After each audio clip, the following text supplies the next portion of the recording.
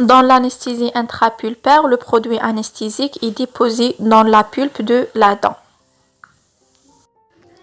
L'anesthésie intrapulpaire fait encore partie des techniques d'anesthésie utilisées surtout dans le cadre de traitement d'urgence. Elle est utilisée de façon exceptionnelle parce qu'elle est trop douloureuse pour le patient, mais parfois elle est la seule solution pour répondre à une situation clinique complexe à gérer.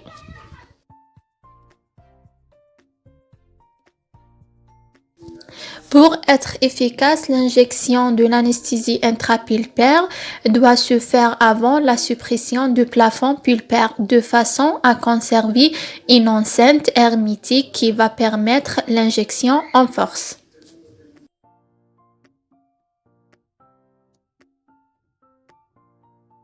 La première étape, c'est de s'approcher le plus près possible de la pulpe en utilisant de préférence des instruments manuels.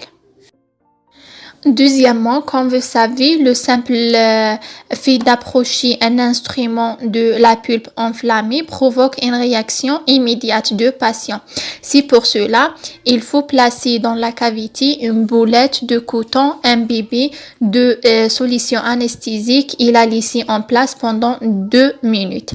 La solution va diffuser à travers la faible paroi dentinaire restante et gagner ainsi la pulpe camérale.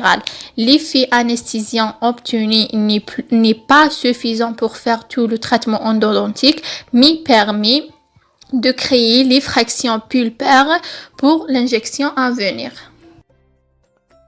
Troisième étape, quand l'effraction pulpaire est visible, ne cherchez pas à élargir le canal.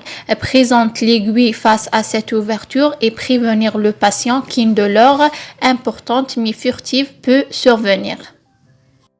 Quatrièmement, faire pénétrer l'aiguille d'un coup franc et injecter en même temps la solution sous pression et l'effet anesthésique, ça va dans l'immédiat.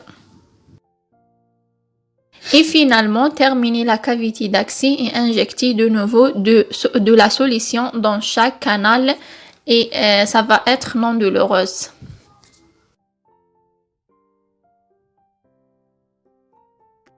Les inconvénients de l'anesthésie intrapulpaire, c'est qu'elle est extrêmement douloureuse pour le patient, même si la douleur est furtive. C'est pour cela il est conseillé que le recours à cette technique doit rester exceptionnel et être réservé aux situations difficiles où les autres techniques n'ont pas permis d'obtenir une anesthésie convenable.